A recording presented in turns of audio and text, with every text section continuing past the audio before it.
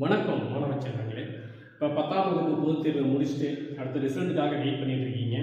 அடுத்து என்ன கோர்ஸ் வந்து படிக்கலாம், +1 +2 போகலாம், இல்லை டிப்ளமோ கோர்சஸ் வந்து போகலாம் அப்படின்னு சொல்லிட்டு நீங்கள் திங்க் பண்ணிட்டு இருக்கீங்க.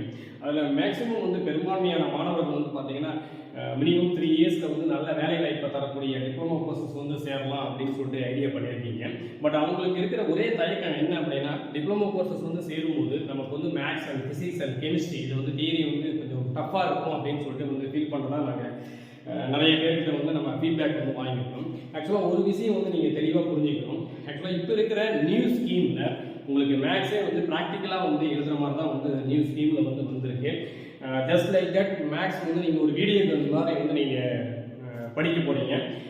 ஸோ அதை வந்து தெளிவாக நீங்கள் வந்து புரிஞ்சுக்கணும். இப்போ வந்து உங்களுக்கு maths and physics and chemistry இந்த 3 சப்ஜெக்ட்டுமே நோ தியரி பேப்பர், ஒன்லி ப்ராக்டிக்கலாக தான் நீங்கள் வந்து படிக்க போகிறீங்க. அது வந்து தெளிவாக நீங்கள் புரிஞ்சுக்கணும்.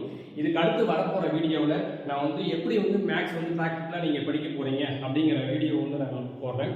ஸோ நீங்கள் மேக்ஸ் பயம் இல்லாமல் மினிமம் 3 இயர்ஸில் நல்ல வேலை வாய்ப்பை வந்து தரக்கூடிய இந்த டிப்ளமோ கோர்சஸ் வந்து செலக்ட் பண்ணி வாழ்வியல் வந்து நீங்கள் உச்சம் பெற வேண்டும் என்று நாங்கள் கேட்டுக்கொள்கிறோம். மீண்டும் அடுத்த வீடியோவில் சந்திப்போம். நன்றி, வணக்கம்.